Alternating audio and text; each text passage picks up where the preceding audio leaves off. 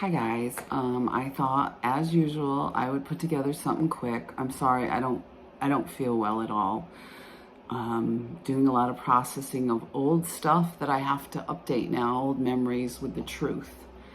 But I thought I would come online here, and I posted a video of the police involvement and the various awful comments. So I want the community to see that. I want to show the community what victims go through.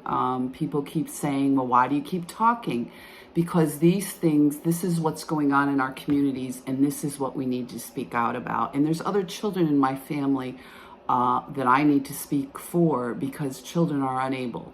We need to protect children. And when children are being abused in our communities, people have to stand up and do something. And this is what I'm doing with my privilege, because I was one of those kids. And some people can't, whether their job, whether their own unresolved trauma, whether their fear, whether they're just outright, they have mental health issues. So when we bandy about those terms, we need to be careful of them, and we need to look at ourselves.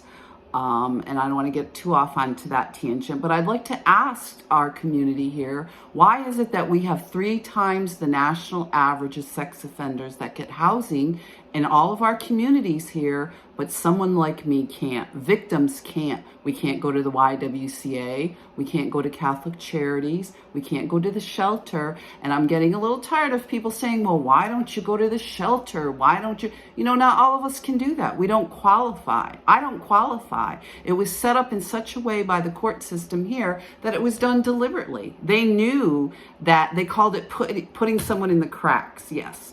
We have all these men that'll tell you that prostitution is ancient. Certainly our police departments. And I'm not singling out this local one.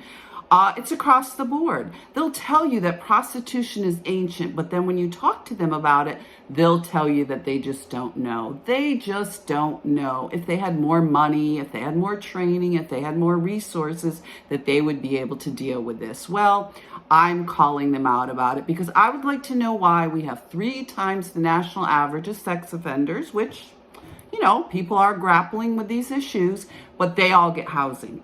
They can all have housing in our community, but the victims can't. I don't qualify. I don't qualify for our shelter because it's primarily for people that are on social services or disability. Okay. Now you can pretend to have mental health issues, which people do. I know people that have, gotten this sort of disability by pretending, and we can get into that, but I'm not going to use this video for that. So we have 3 times the national average of sex offenders that live in our communities here, and Amsterdam has lost 40,000 of its population. 40,000. We had 60,000 people when my marriage started. We have barely 20 now. But they'll tell you there's no housing. Well, certainly if judges sat around and decided to put me on the street after owning all the properties I did, and a landlord over 20 years, we have a problem here. We have a problem here with corruption. We have a problem here with, and I'm not singling out sex offenders by any means, because a lot of these people come into the community, they're buying up real estate. We know that in other areas, and it's allowed. But the regular people here, and the same here with the Adirondacks, up here in Gloversville, because we don't want to look bad, according to the mayor there. Well, it's okay if these kind of things continue, but as long as we don't look bad. Well, instead of being proactive, this mayor shut down what was going on there, doing ride-alongs, and the police chief was involved in showing us what was going on there. Well, here, yes, I can't get housing, but these people can continue to get housing in our communities. And that would be my question. And that video is showing what's going on in our community. These people have done nothing but stalk me, make up lies about me, throw me around like garbage in the city. And this is why I'm sharing it with you.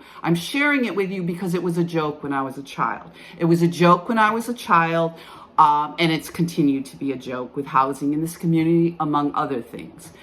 So I will continue to speak out as best I can, because right now I have to move again. I was just evicted again over a bunch of lies, because yes, the community would rather have little torture rooms in their garage, and believe me, there's quite a few, or little outbuildings where we can keep human beings, and we won't get into modern slavery, but because that's a lot of fun, rather than doing what they're supposed to do in this community. And that would be my question to the agencies in this community, including the police department, including social services, Catholic Charities, the hospital, the YWCA, the recovery, all these places.